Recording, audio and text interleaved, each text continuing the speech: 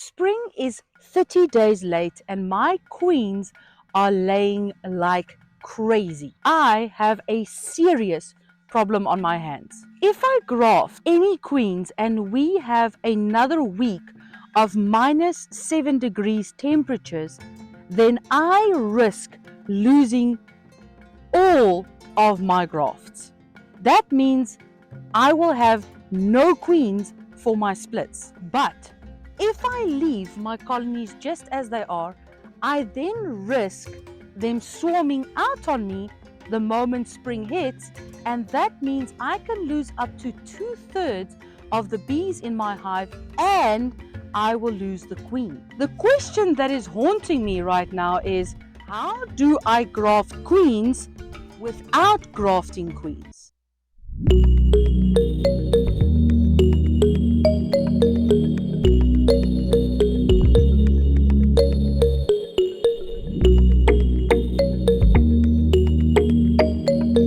Hey guys, if this is your first time seeing me, welcome. My name is Marnie Steyn. I am a beekeeper in the beautiful country of South Africa. I left my career in construction to become a full-time beekeeper, and this is my journey. After doing hours of research, countless YouTube videos, and ruffling through all my beekeeping notes, I believe I have found a way of grafting queens without really grafting them with a grafting tool. I believe this method should work and allow me to create the queens that I so desperately need right now. And the best part is, if I do get a week where it does get really cold, my bees should be able to handle the pressure. When I did my advanced beekeeping course, my lecturer showed us a method of grafting queens without really grafting them with a grafting tool. So here is my game plan. Step number 1, I am going to take 2 frames full of brood with eggs on it. This is very important. The frame must have eggs on it from my grafting queen box, and place 1 frame in one box and another frame in another box. Step number 2, I am going to go to all of my hives that are overflowing with brood and bees, the hives that are most likely going to swarm in the next 2 to 3 weeks. And I am going to place 2 frames of capped brood with nursing bees into each one of the boxes that I put the frames from my grafting queen. Guys, this is very important in this step. I need to make sure that I do not get any of my queens inside of those boxes. It is very important that I don't get a queen inside there. Otherwise, all of my hard work is for nothing. Then step number 3. In 6 days, I will come back to these hives and I will see how many queen cells the bees were able to graft.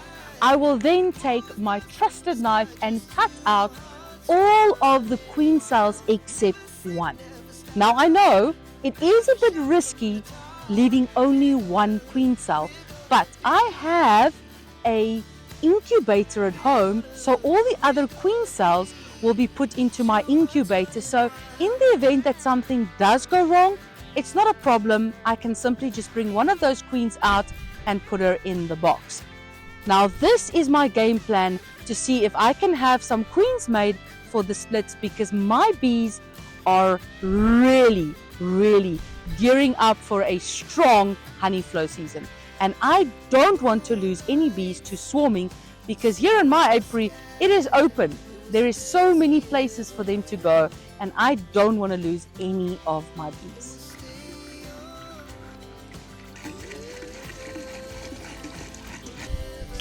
Alright, now it is my favorite time of the day. It is time to open up some bee boxes and do these splits. I don't believe that there is anything else in this world that is more satisfying than helping bees to grow to their full potential. Here is my hive that I do all of my grafting out of. This is the queen that I use for all of my grafts. This is such an absolutely beautiful colony. Just look at this frame of bees. You know, it is full of capped over larvae, and in the center the queen has already laid some more eggs. She is such a productive queen. I absolutely love working with her because she just doesn't give up. I mean, really, during this whole winter season, she has just been gearing up. The bees are so productive. It's full of resources. And every single time I open up the hive, although you see a lot of bees around there, they are not aggressive. They don't fly into my veil. They don't want to attack me. If I do give them a bit of smoke, they will clear up the area. You can even see on top of the hive, there is not a lot of bees running up and down on the frames. They're all inside the hive being very productive. And, they are really, really, really a productive hive, full of resources. As you can see, every single frame is just full of bees. What I'm doing right now, I do apologize. You cannot see the smaller box at my feet. The camera angle was a bit off. But yeah, at my feet, there is a 6-frame nuke that I'm taking some of the frames out and placing inside of it. So I do apologize for that angle. But yes, I am looking for the best possible frames that have the most amount of larvae on them. I'm also now going to close up the top section of the box. This is a double brood box setup. So I'm just going to quickly go into the bottom section of the box just to find some more frames with some really good eggs and larvae on it. Now, in the top box, I had roughly about 6 frames full of brood, which is good, especially for it being winter now. That's really nice. You can see there's the box on the other side where I'm placing the frames inside of. I am going to be putting a lot of feed on this box for the bees to make sure that they have enough resources to make these queens that I so desperately need.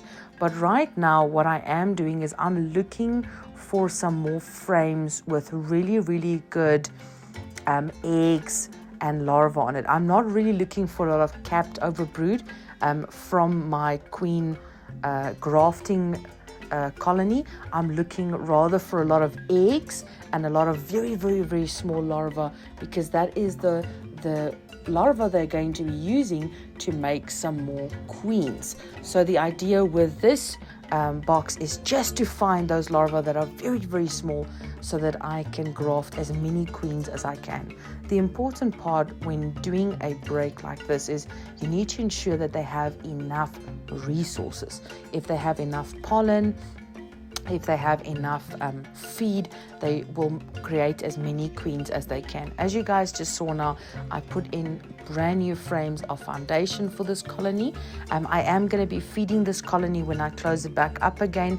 So whenever I do take frames out of my breeding queens chambers, I will replace them and I will put a feed on them. That's both some pollen patties as well as some sugar syrup, and this syrup is normally a little bit thicker. It's about a 1-to-1, 1 cup of sugar to 1 liter of water ratio, because I want to stimulate her to make even more brood, and I want to stimulate the other bees to really, really build out the comb a lot faster and refill those frames that I've just taken from the hive.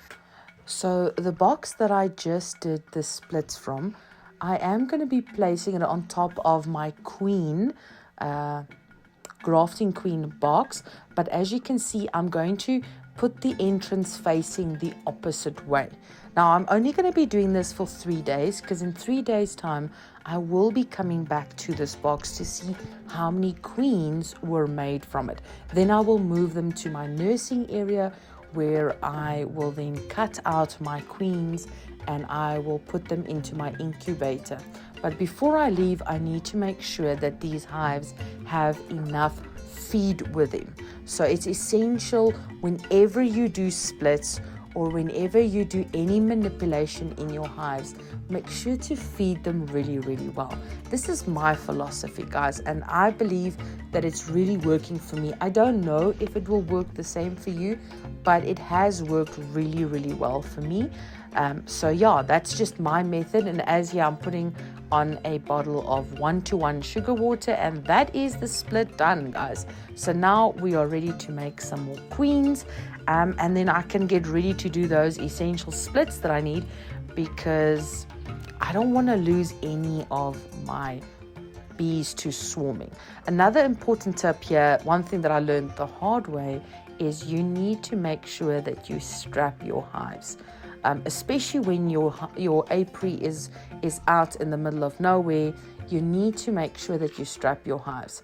So many things can happen. Around my apiary, I have moles, I have small monkeys, there's been some other animals running around as well, and next door I actually have some horses, and you never know when they get into your area.